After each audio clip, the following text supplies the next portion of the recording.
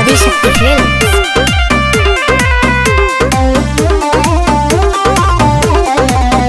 चढ़े जाए बहम डोली में, ए जान हो बहोली में, एक बार तो मिले आबा लेके रंग अबीर झोली में।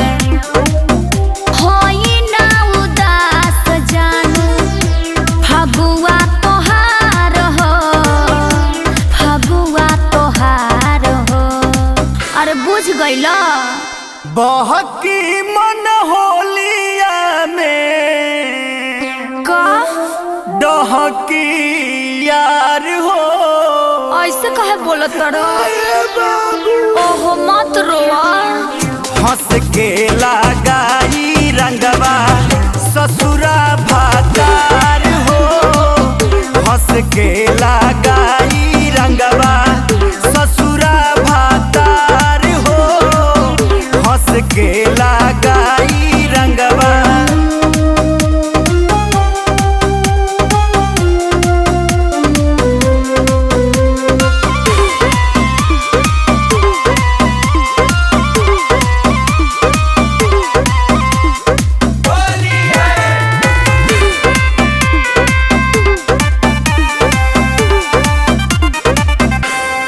जब पिया रंग माली जान बड़ी हमरा खाली दिल में मची खल बाली।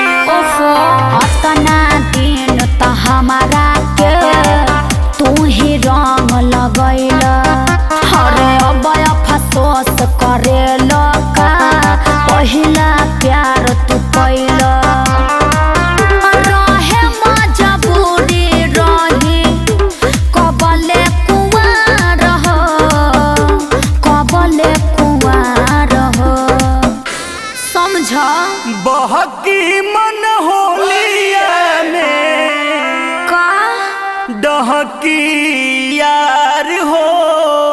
अरे तो दोसर जुगाड़ खोज ली हो। चुप हो जा। हंस के लगाई रंगवा ससुरा भातार हो। हंस के लगाई रंगवा ससुरा भातार हो। हंस के लगाई रंगवा।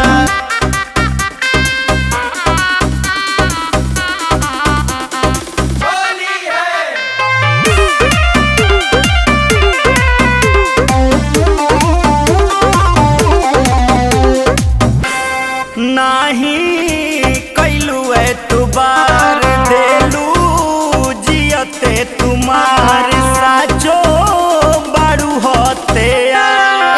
सुन माई बाप के माया में रह गईनी अझुरा के।